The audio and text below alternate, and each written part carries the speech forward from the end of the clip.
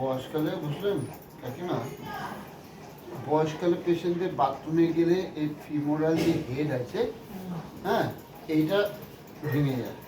80% মানুষেরই। তখন কি করা হয়, সেটাকে অপারেশন করা হয় এবং ওখানে সেই বল পাল্টানো হয়। কার হয়েছে কাকুর? হ্যাঁ।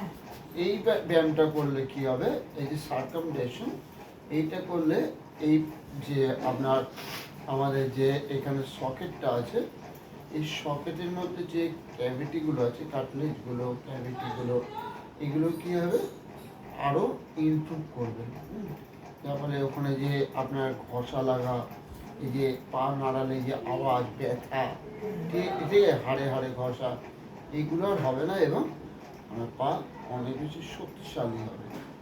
ঠিক আছে, নিন ভাঁজ করুন, আমাকে ঠেলুন তো।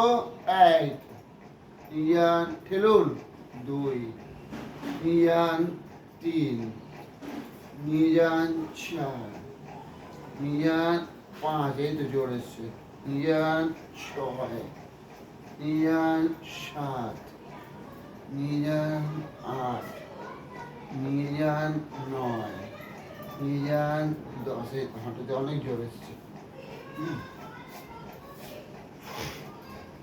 এবং যাদের পায়ে ব্যথা হয়, মাসেল পেন, সাইকিয়া পেন, তারাও এই ব্যায়ামটা প্রত্যেক দিন দুবেলা করে করবেন।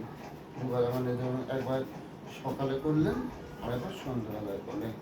এতে দেখবেন আপনার পায়েতে অনেক বেশি জোর এসেছে, পায়েতে হ্যাঁ হ্যাঁ করুন, একলা যতটা পারবেন এরিয়াটাকে বড় করার চেষ্টা করবেন। নমস্কার।